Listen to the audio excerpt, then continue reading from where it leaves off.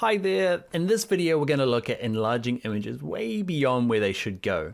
We all got jobs like that. Somebody says, here's a tiny JPEG, I want you to make it into a billboard. So we'll go through the different ways of enlarging and the kind of different effects. We'll even show you cool little shortcuts on how to kind of compare them all in 3 little windows, all kind of checking details, deciding which enlargement algorithm is going to work best for us. Let's jump in there now.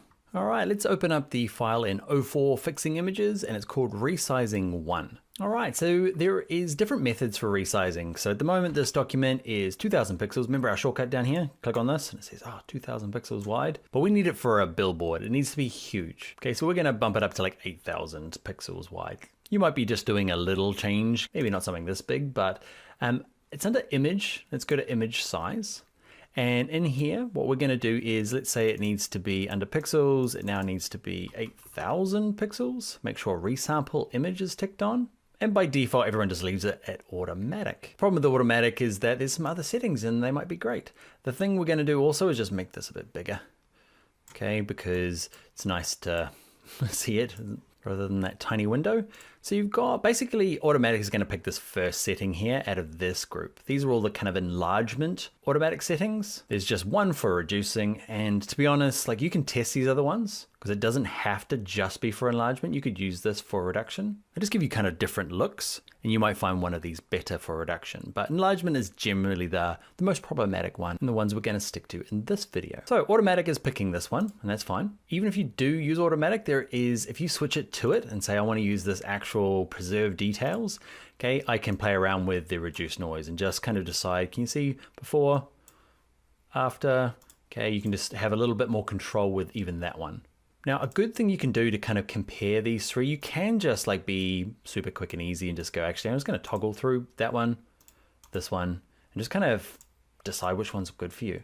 Okay, so you might decide that this quick, easy, and dirty method is just good enough, okay? And you can just kind of like eyeball it and say, because this one here, Preserve Details 2.0, is the brand new one for Photoshop CC 2018, but it's not default yet, even though it often has a better kind of finish, or at least a different finish. So decide which of these works for you. If you want my humble opinion, this one here works better. There's a mixture of kind of like noise, but also some kind of sharpening that goes on around high contrast areas. I find it looks good when I get up to bigger sizes. If you want to be a bit more scientific about it, I'll show you a nice little trick. Okay, so I hit cancel. What we can do is we can go to layer, and let's go to duplicate layer. So I'm gonna make 3 versions of this.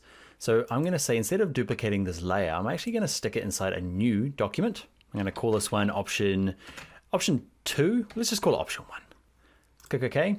So it's kind of taken that file, duplicated itself, and call it itself option 1. So it's just a completely separate, it's the same as doing file save as. So I'm going to duplicate it 3 times to compare the 3 different options. So back to resizing 1, back to layer, duplicate layer, new, I'm going to go option 2.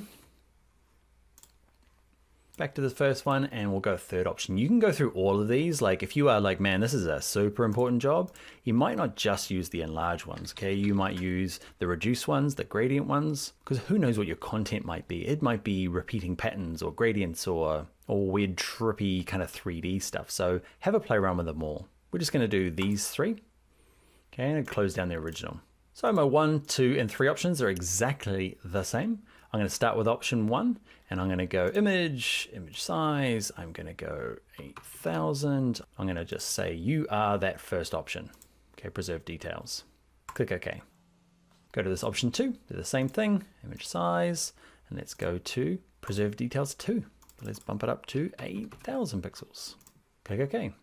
Same thing with 3, we'll use our shortcut, Command option 3, or Control option, sorry, Command option I to go to image size, or Control option I, 8000, we're gonna go to that last option.